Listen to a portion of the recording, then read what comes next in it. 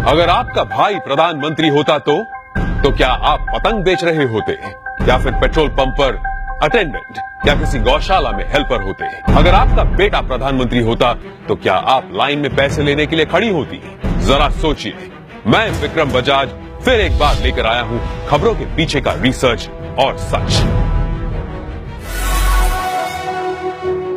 इस देश में परिवार में एक बंदा पॉलिटिक्स में जाए तो परिवार में दूर दूर तक सारे के सारे पैसों के ढेर में खिलते हैं।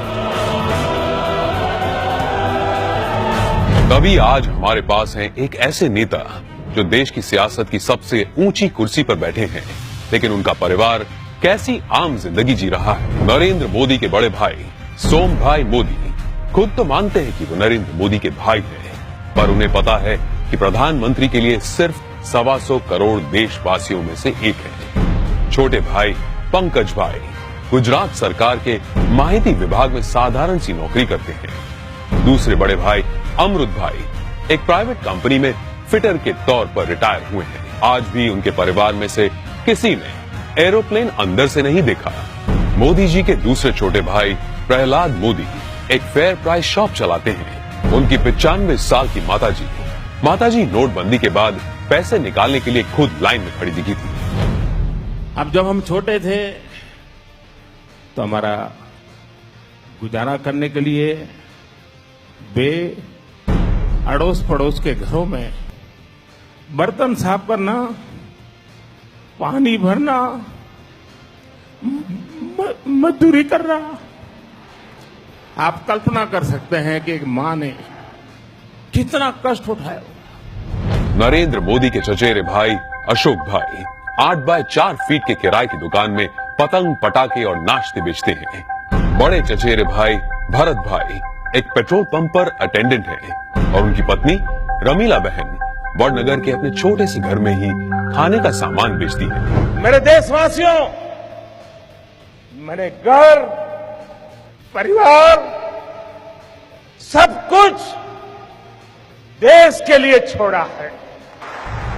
तीसरे चचेरे भाई चंद्रकांत एक गौशाला में बतौर हेल्पर काम करते हैं। चौथे चचेरे भाई अरविंद भाई एक स्क्रैप डीलर हैं, जबकि 5वें चचेरे भाई भोगीलाल ग्रोसरी शॉप चलाते हैं। चाचा कांतीलाल और जयंतीलाल रिटायर्ड टीचर्स हैं। जयंतीलाल की बेटी लीना की शादी एक बस कंडक्टर से हुई है, मतलब कि देश के प्रधानमंत्री का जीजा एक बस कंडक्टर है। अरे हम तो फकीर आदमी हैं, झोला लेके चल पड़ेंगे जी।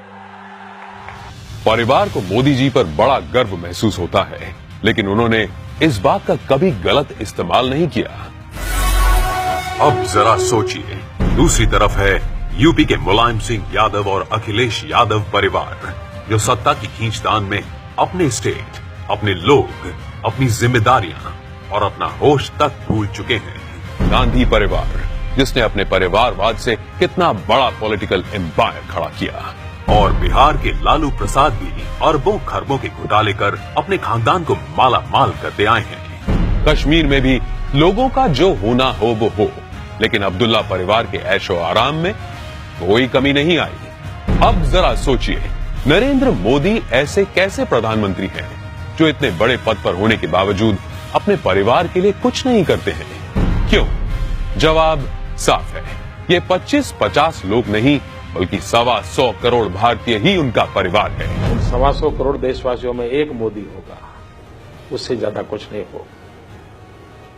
अपने आप को पूरी तरह खपा दूं, आहूत कर दूं, तो उससे बड़ा जीवन का आनंद क्या होगा? जरा सोचिए, क्या देश को ऐसा निस्वार्थ प्रधानमंत्री कभी मिला है या तो कभी मिलेगा? ये जरा सोचिए।